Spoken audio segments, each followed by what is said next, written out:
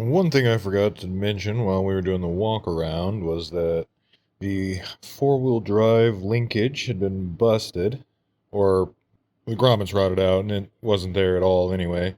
Um, I filmed that a few days ago, and at the time, I had already fixed it with this guy, which is simply a turnbuckle with some bolts on either end. The idea I got from a video here,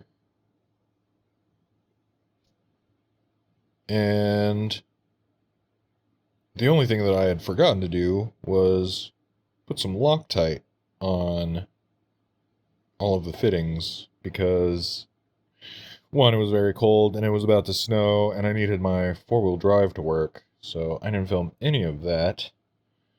But today I got a few bits for the truck, and so I decided I would take this off and properly Loctite all of the bits that were needed. Now, I already had it installed, so it was measured to fit, and I put some Sharpie marks on all the bits that it needed the measurements for. So we're going to go ahead and reinstall this with proper Loctite. I just got medium strength blue Loctite just to prevent it from coming apart or stretching out due to rotation. So let's take this to the truck and I'll show you what I mean. So back in the truck with that linkage out, you can see that the shift knob just floats freely in the boot, makes no noise whatsoever. That's how I knew the linkage was gone. And so what we're going to do is we're going to leave it in this position, and that will define too high, because that is what the transfer case is set to on the truck. So when we crawl underneath, I'll show you where it all links up, and then we'll get it all properly reinstalled, and I'll show you how it works. I'll show you that it works, I guess. So here we are under the truck. You can see this is where the shift boot sits.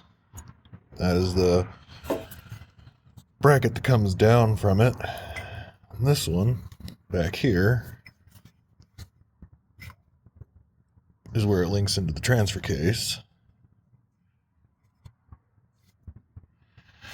And so I can't do this one-handed, but I'm going to apply the Loctite, stick it back in there, and I'll show you what it looks like when we're done. Alright, so there it is, fitted up to the truck. As you can see, I got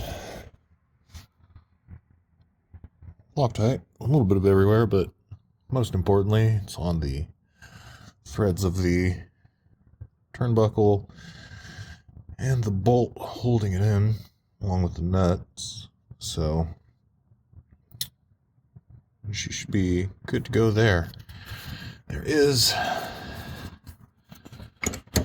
little bit of play because of the spacers, but that shouldn't matter much.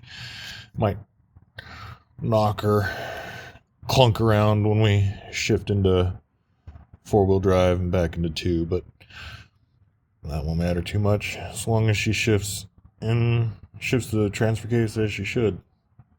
So let's go back up top and see if she will go into four-wheel drive. So back in the truck,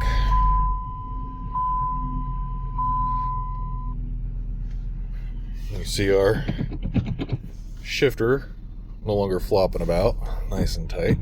You can't hear clunk a bit, but that's all right. All I care about is now she'll go into four-wheel drive. Oh,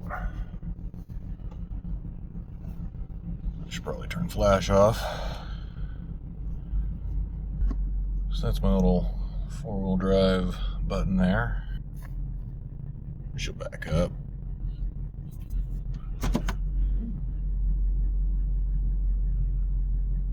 Move forward.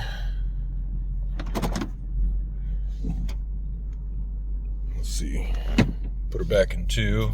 Now my 4-wheel drive's gone. Put her in 4 low. Oh, do I have to be in neutral to get it into neutral?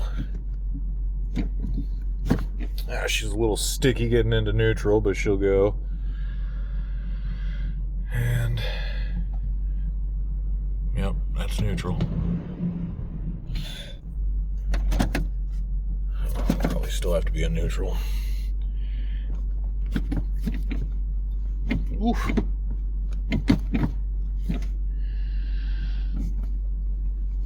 Oh, she don't want to go into 4 low. She come back out of neutral. She go into neutral.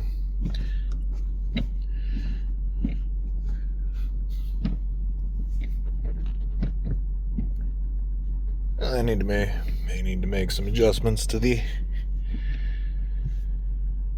little lever we've got there, or maybe I'll just never get 4 low.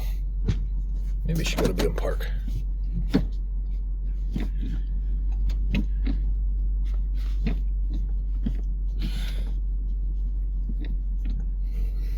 Nope, I got no 4 low. All right, well.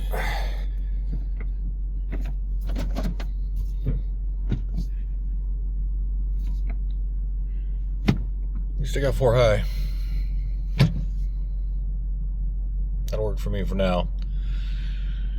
I'll look that up and see what the proper fix is going to be for that. Anyway,